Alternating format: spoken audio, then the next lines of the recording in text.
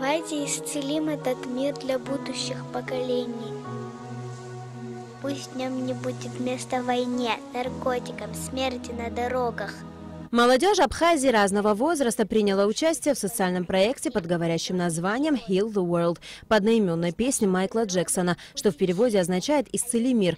Проект буквально за пару дней собрал более 60 человек. Это дети и подростки, которым не безразлична судьба своей страны. На протяжении 4 месяцев шли репетиции, съемки, монтаж видеоклипа, в котором отображены все актуальные проблемы в Абхазии: наркомания, ДТП, загрязнение окружающей среды.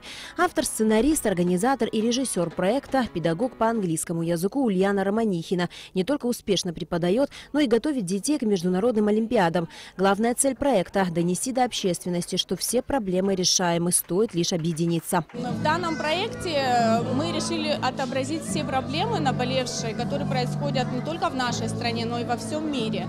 Тем самым мы хотим привлечь внимание общественности, людей. Мы хотим показать, что все проблемы в принципе решаемы, нужно только захотеть.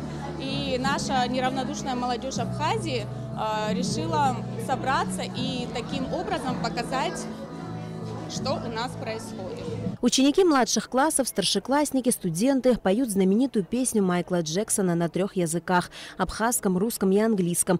Клип наполнен глубоким смыслом, затронуты актуальные проблемы современного общества, вопрос помощи инвалидам, загрязнение окружающей среды, проблемы бездомных животных и другие. Дети не просто говорят «нет войне и наркотикам», они своим примером показывают, как можно сделать мир лучше. Мы решили сделать продолжение этого проекта.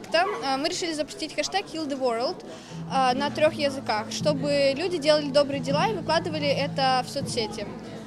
Мы хотим, чтобы делали, неважно какие дела, просто вы пройтись по улице, сказать кому-то добрые слова, может быть, помочь там покормить бездомных животных, может быть, кто-то кого-то приютит, поможет материально, и выложить это в соцсети с хэштегом, чтобы люди видели, что нам не все равно. У нас будет даже есть странички в соцсетях, откуда мы репостим все публикации. Самому младшему участнику проекта Heal the World 2,5 года, а самому старшему студенту из Камеруна Стефану 28.